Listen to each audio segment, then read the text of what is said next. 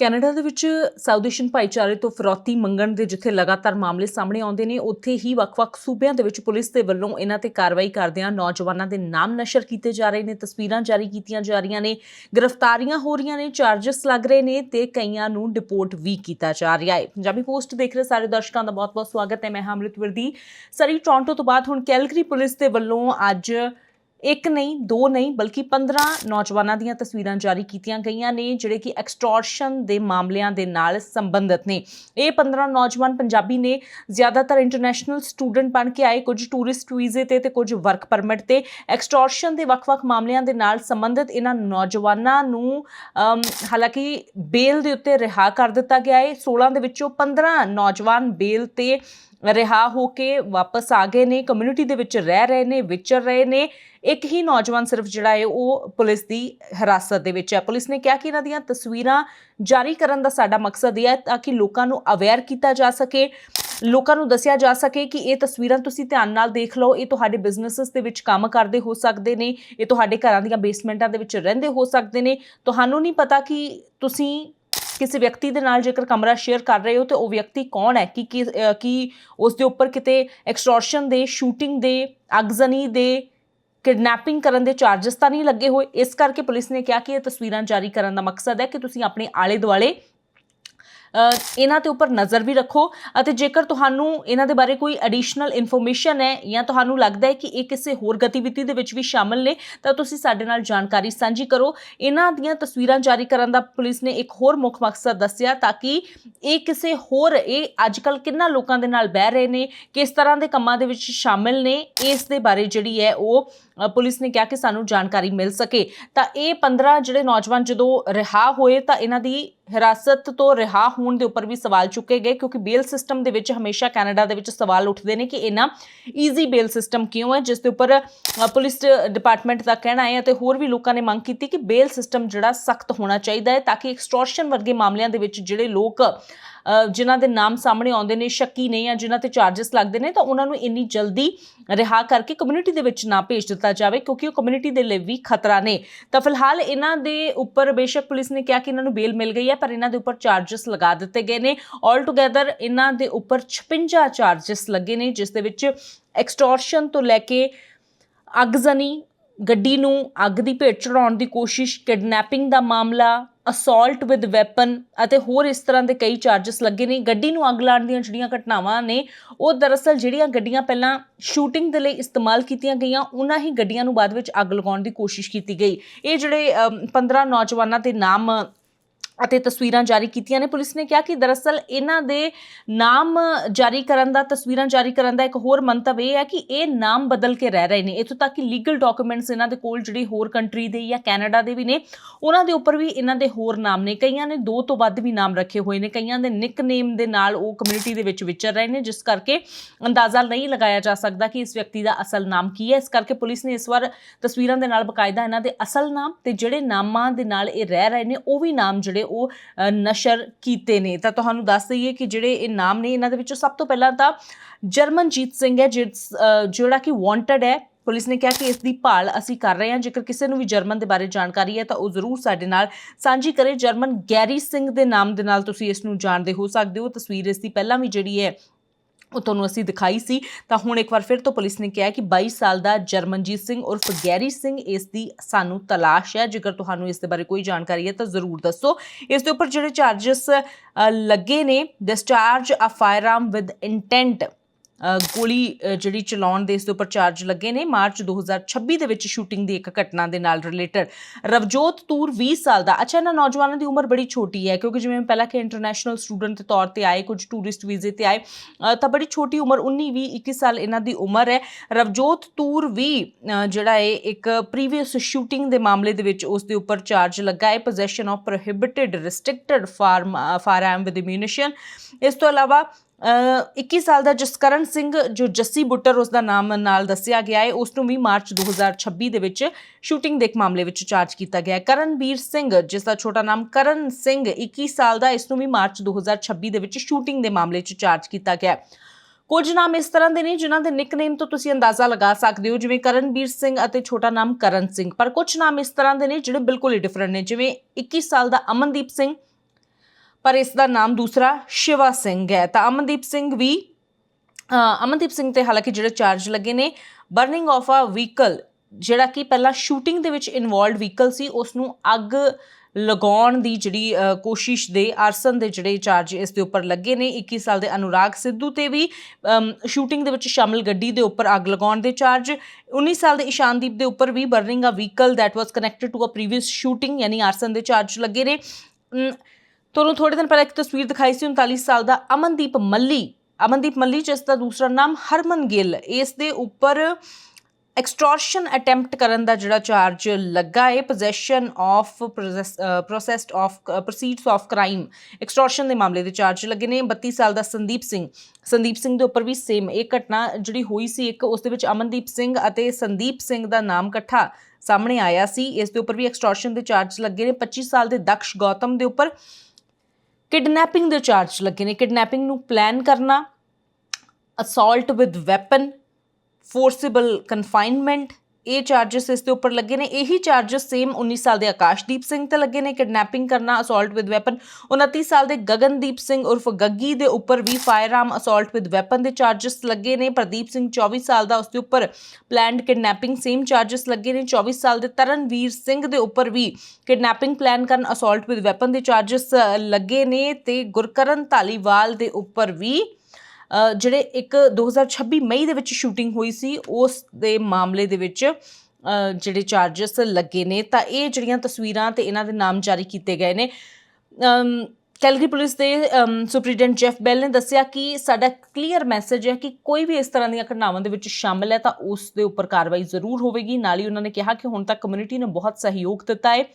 ਨਾਲ ਹੀ ਉਹਨਾਂ ਨੇ ਇਹ ਵੀ ਜਾਣਕਾਰੀ ਦਿੱਤੀ ਕਿ ਇਹ ਅਪ੍ਰੈਲ 2025 ਤੋਂ ਲੈ ਕੇ ਹੁਣ ਤੱਕ ਕੈਲਗਰੀ ਦੇ ਵਿੱਚ 49 ਸ਼ੂਟਿੰਗ ਐਕਸਟੋਰਸ਼ਨ ਦੀਆਂ ਘਟਨਾਵਾਂ ਸਾਹਮਣੇ ਆ ਗਈਆਂ ਨੇ, ਜਿਨ੍ਹਾਂ ਦੇ ਵਿੱਚ 20 ਘਟਨਾਵਾਂ ਦੇ ਵਿੱਚ ਸ਼ੂਟਿੰਗ ਵੀ ਹੋਈ ਹੈ ਯਾਨੀ ਗੋਲੀਬਾਰੀ ਵੀ ਹੋਈ ਹੈ।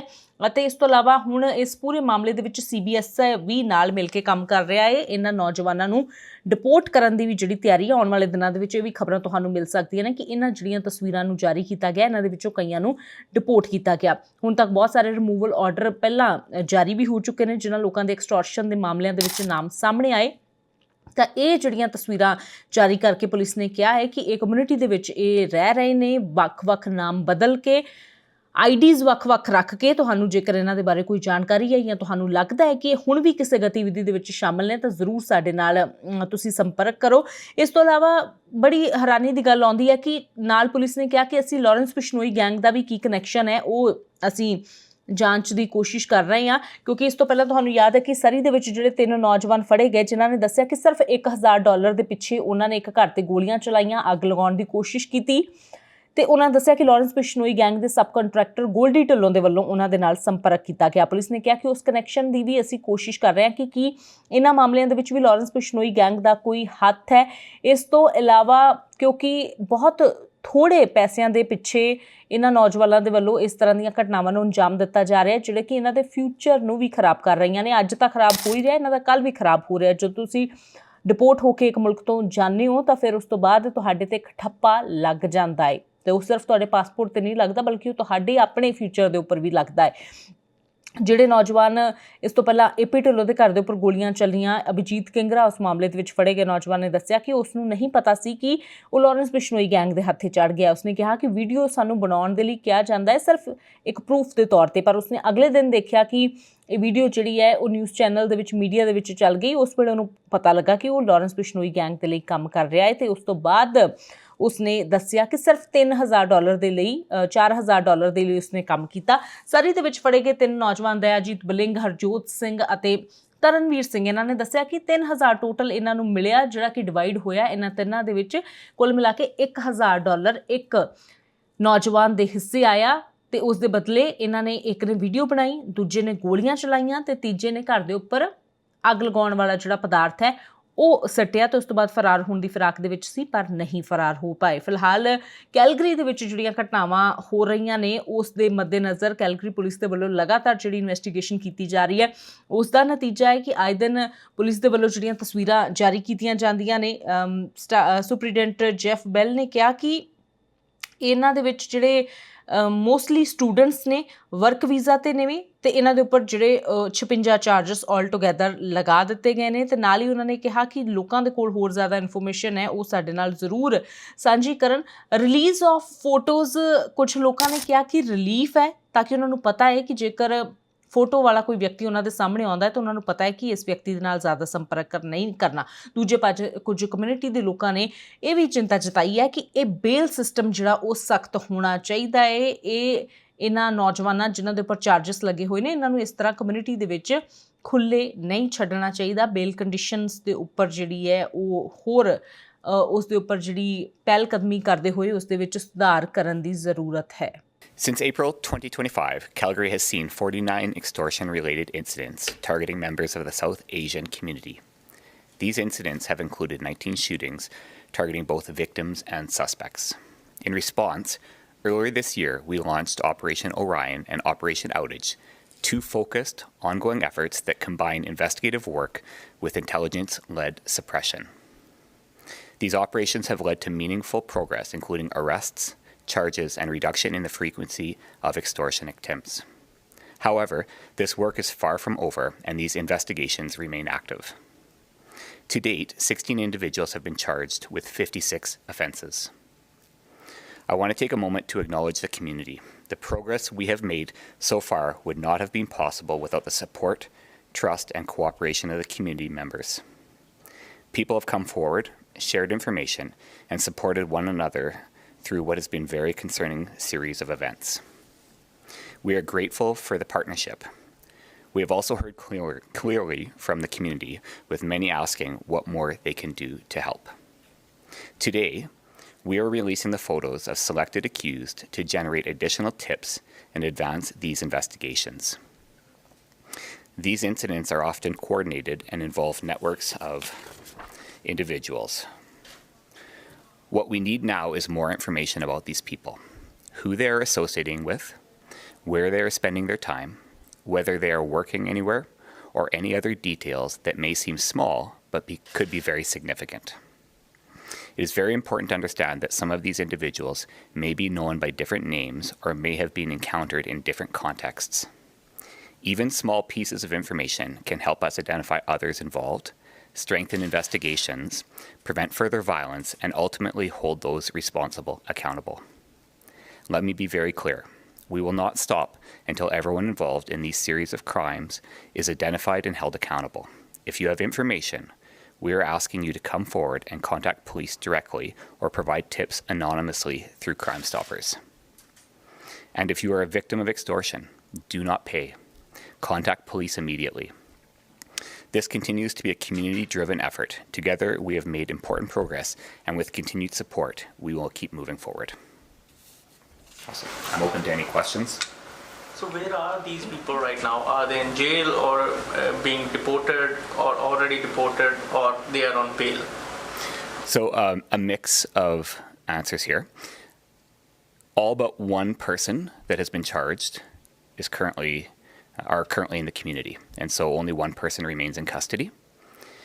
We do work with our partners at CBSA. I can't speak on what stages, if any, of deportation, if that's available, but from a criminal code standpoint and from the bail side of things, all but one are currently in the community. Can you share the name of one person who's in the custody? I don't have that available, I'm sorry.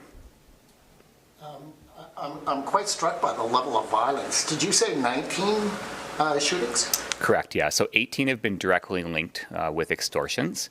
One, the people involved in the extortions were shooting at each other. Can you comment on that? Like, I can't really remember a case where there was 19 shootings. It sounds extreme to me. Is that true? Well, when we look at organized crime and the violence and over time and duration, I think that helps put a little bit of context on it. This didn't happen overnight, and this is since the 2025 component, right? And so when we look at it from the longevity, there's a difference because it just doesn't happen at one time. And secondary to that, citizens reporting this, how have they felt, and what have you done to relieve any kind of security issues people might have and make them confident enough to come forward to you? Well, a couple things we've done. Truthfully, we put a lot of resources behind this, and to be very honest, we put our money where our mouth was. And so at the beginning of this year, in the first 60 days of this year, there was 9 shootings, a disproportionate amount of shootings. In the subsequent 100 and some days, there's been less than 2 shootings. So that tells us right there that we've driven down the amount of violence that's happening. And that's a direct result of the investigative work of the teams, the laying of the charges and the suppression efforts that are happening. That in itself has reassured the community. And what I mean by that is we are seeing people now contact us. We're seeing people that had not contacted us before with an extortion contact us now because they have confidence in what we've done. And so that in itself, the data component of that is showing us that we're having an effect. Which brings me to my next question, although I've taken 3 on 6, everyone can shut up. You mentioned the word data, type of data. What was the term you used? You were using data to do these arrests. Intelligence-led suppression. Intelligence-led suppression. Could you tell me more about that, please, and how that works? Yeah, obviously, through investigations, we acquire a whole bunch of leads and information. And so that helps basically give us a starting point or a foundation to the investigation. And that information pushes us in the direction of where to investigate. How organized are they? I've heard of Bishnoi and these other organized groups. Do you believe this is just a localized Calgary group, or does this extend nationally and maybe internationally? I'm very confident to say that there are linkages nationally on this. I'm closely monitoring what's happening in other parts of the country. I'm watching what's happening, obviously, in Vancouver with our recent trial, where there is a linkage with allegation of connection to the Lawrence Bishnoi gang. And so we are alive to that. If we come across any evidence to suggest that, we'll be working with our national security partners, as they are considered a terrorist organization. You've done this last 3 months, and you've really had some real movement in the last 6 months. What's been the reaction of the Asian community to your work, and have you heard back? We have. We've also engaged in town halls and that, and we have very good support from the community. They're appreciative.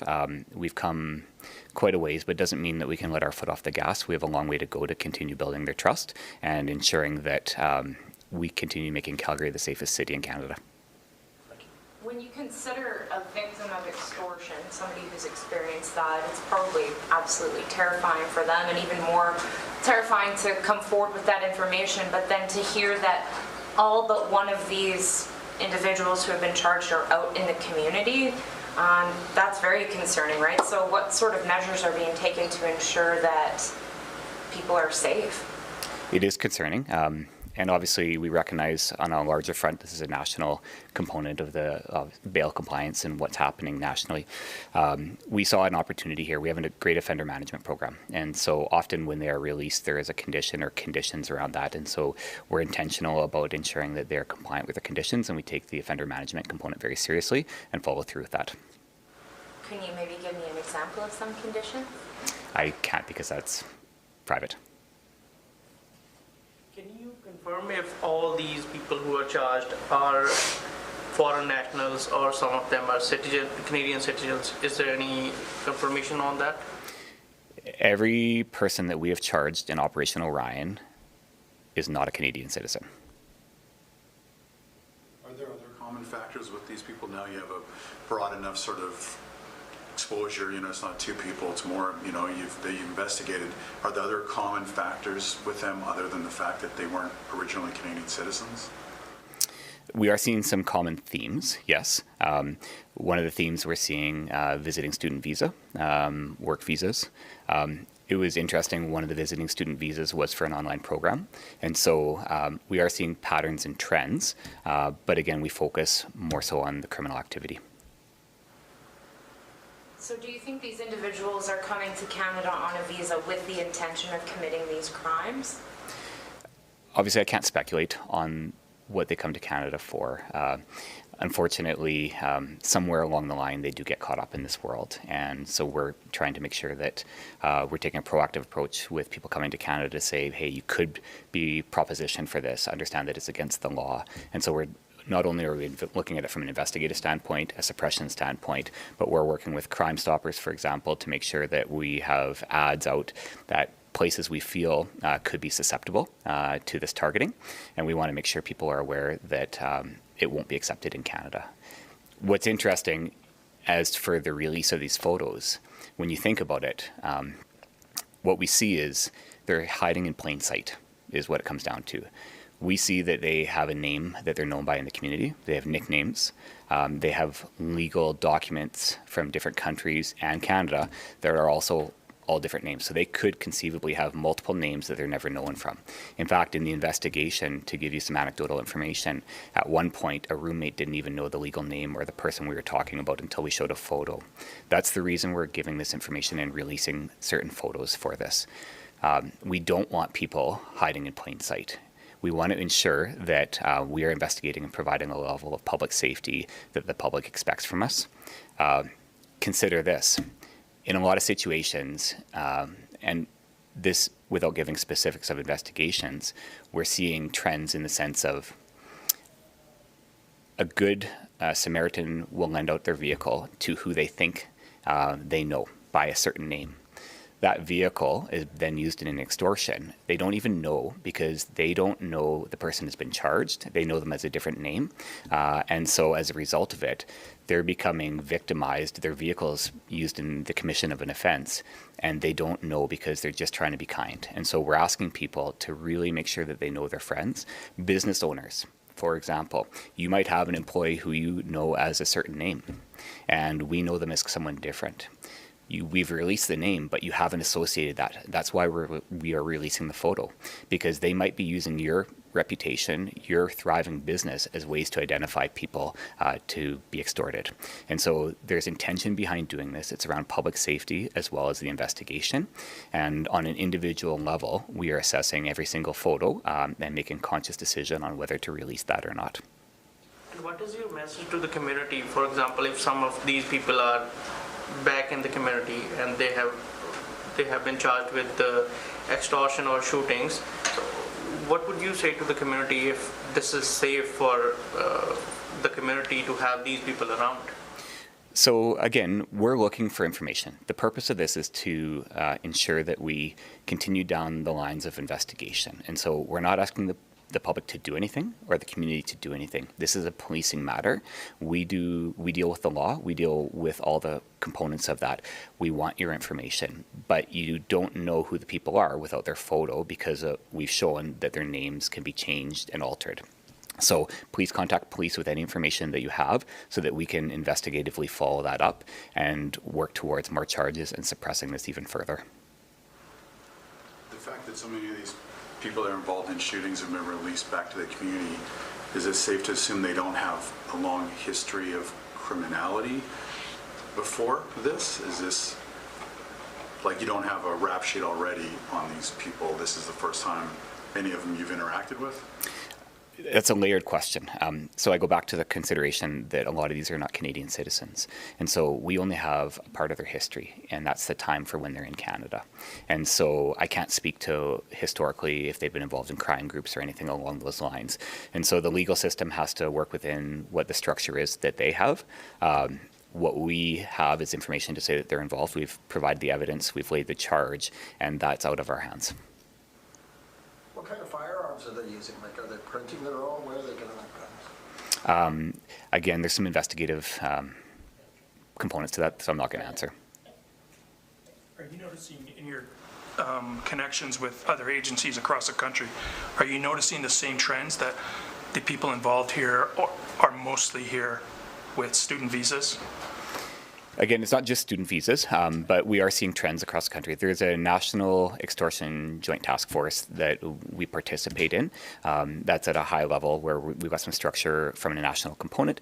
There are investigative components where the investigators are communicating both provincially and federally. And so we do see those trends. Again, it's not specific for us to look into. That's more anecdotal information in the investigative process. Canadian Border Services Agency obviously is made aware. We have them embedded in our teams, and we provide that information to them, and they can follow that up.